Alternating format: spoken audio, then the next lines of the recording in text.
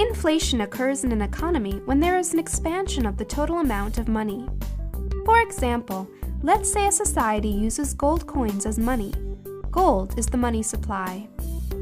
In the marketplace, Billy, who really likes apples, buys an apple from Farmer Jack for a piece of gold. However, one day Billy happens upon a gold mine. He makes himself piles of gold coins. He then rushes to the market and buys 10 apples from Farmer Jack. The money supply of the economy has just expanded. It has experienced inflation. Farmer Jack now has more money and he can use it to buy more goods. He visits the marketplace and buys chickens from Mary. Now Mary has more money too. With her new gold money, Mary would also like to buy more apples. But there is a problem. Billy was able to buy so many apples very cheaply with his new money that there aren't many left for everyone who wants them. Also, since more people have more money and want apples, Farmer Jack recognizes that he is able to raise the price of apples to 2 gold coins. Yesterday, 1 piece of gold bought 1 apple, but today you need to pay 2 pieces of gold in order to purchase an apple. Ultimately, one of the results of an inflation of the money supply is that once the new money enters the economy, prices rise and the purchasing power of money eventually decreases. In an inflationary situation, those who benefit are those who receive the new money first. Because Billy found the gold first, he was able to take advantage of the low prices before Jack adjusted them for inflation. The other people who benefit are those who had taken out loans. For example, George lent Lauren 4 gold pieces before Billy found his gold mine. Lauren then immediately went and bought 4 apples from Farmer Jack. That was when an apple cost 1 gold piece. However, apples now cost 2 gold pieces.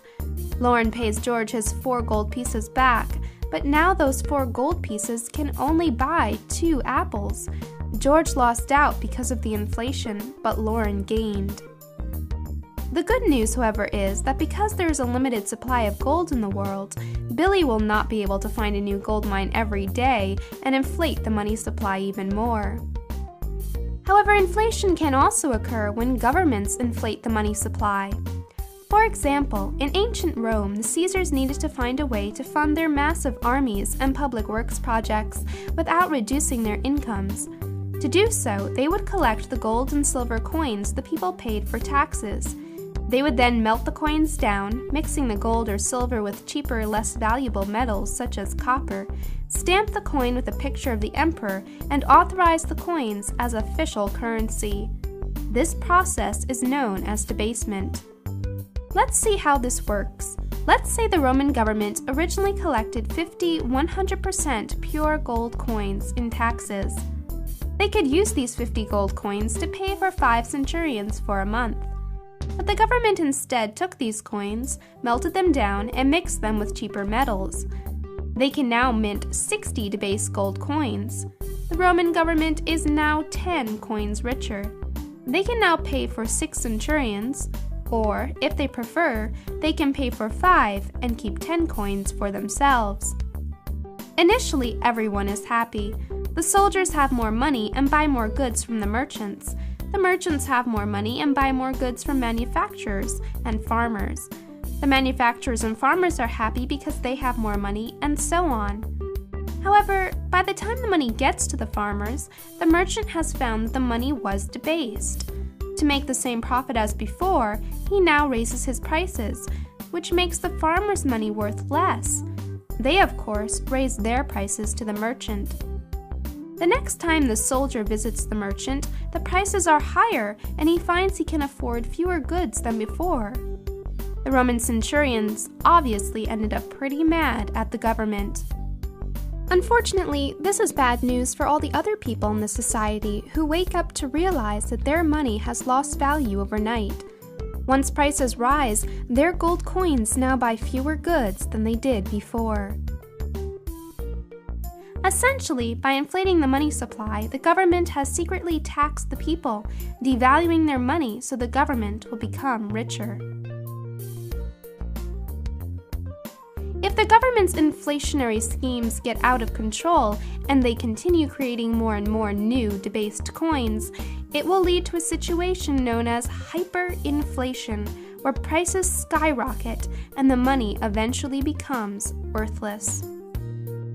Since in today's society precious metals do not make up the money supply, inflation happens by other means.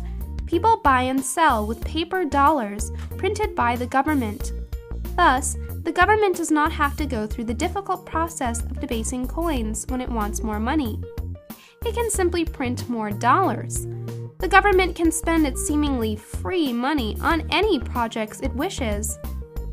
But the money isn't really free. There are no free lunches. Those people who get the government money first benefit because they can spend it before it devalues. However, as the money spreads through the economy and people have more to spend, merchants will raise their prices. Subsequently, those who receive the dollars last will find their purchasing power has decreased. Just like what happened in our Apple story and in ancient Rome, prices rise and a single dollar buys fewer goods than it did the day before. Inflation occurs in an economy when there is an expansion of the total amount of money. As a result of inflation, prices rise and the purchasing power of money eventually decreases. The people who benefit are those that get the new money first and those that had taken out loans. Governments throughout history have tried to get richer through inflation by debasing the money supply. In our society, the government prints more dollars. Inflation acts as a secret tax, devaluing the people's money so the government becomes richer. If a government's inflationary schemes get out of control, it can lead to hyperinflation, where prices skyrocket and money eventually becomes worthless.